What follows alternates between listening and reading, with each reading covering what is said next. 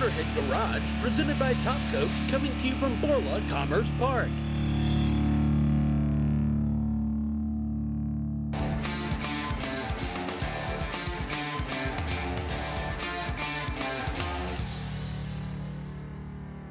We've seen here at New Hampshire Oil how you can bring a vehicle in with pre-existing rust, get that rust off and protect it in the future. Now, Joe, what if we're talking a new Jeep Gladiator or some truck like this?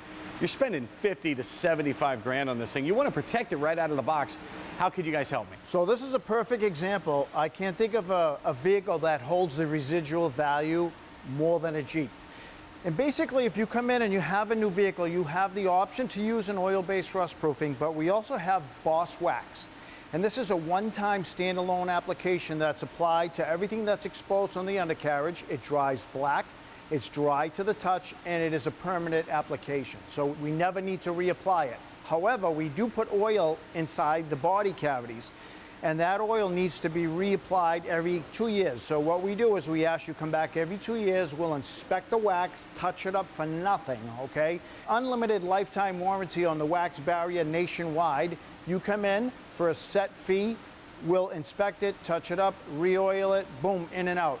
It's a personal preference. Honestly, they both work at protecting your vehicle, but this one here just is a cleaner look. It doesn't attract dirt and dust.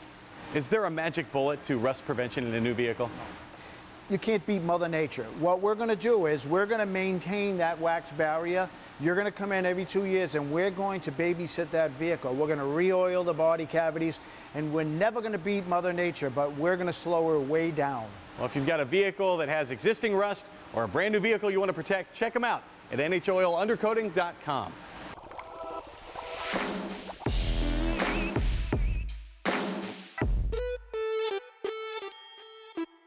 Now, with any car, you start hearing noises the more and more you drive it, and that's because the car's wearing out. You get bearings, you get different tolerances increasing anytime the metal on metal friction happens, and you could take it to a mechanic and get some parts replaced, or you might only need Tribotex, which is essentially a mechanic in a tube. Tell me how it works.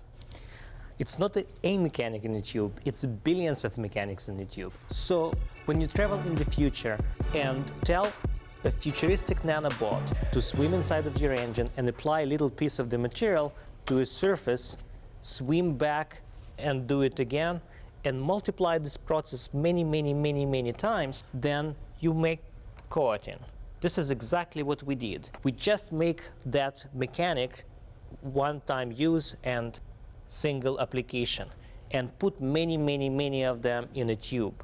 So when they coat the surface gets thicker, protected by nanoparticles, and this thickness of the surface compensates that wear that accumulated there for many years. And these nanoparticles, they're smart. How do they know to go where they need to go? They only go where friction takes place, and doesn't go anywhere else where there's no friction. So these nanoparticles jump in there and they fill in the space so there's less play, which of course means less noise, right? Yes. And better efficiency? Yes, less energy loss to friction, more energy to move you down the road. So Tribotex can bring your damaged engine back to life. It can also protect the new engine that you have and keep it running for a long time. You can go to Tribotex.com to see how it can work for you.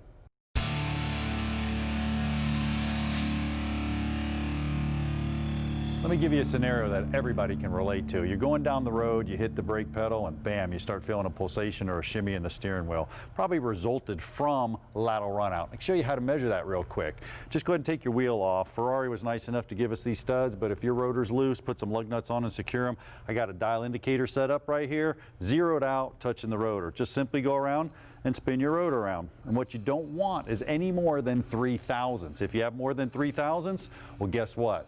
That 3 thousandths goes around. That really doesn't cause the pedal pulsation, but it causes disc thickness variation. It's hitting the rotor, bam, bam, bam. When it does that, the pads go in and out, and you start to feel it. Well, you can just take a micrometer. You can go around the rotor in 8 different places at the same difference.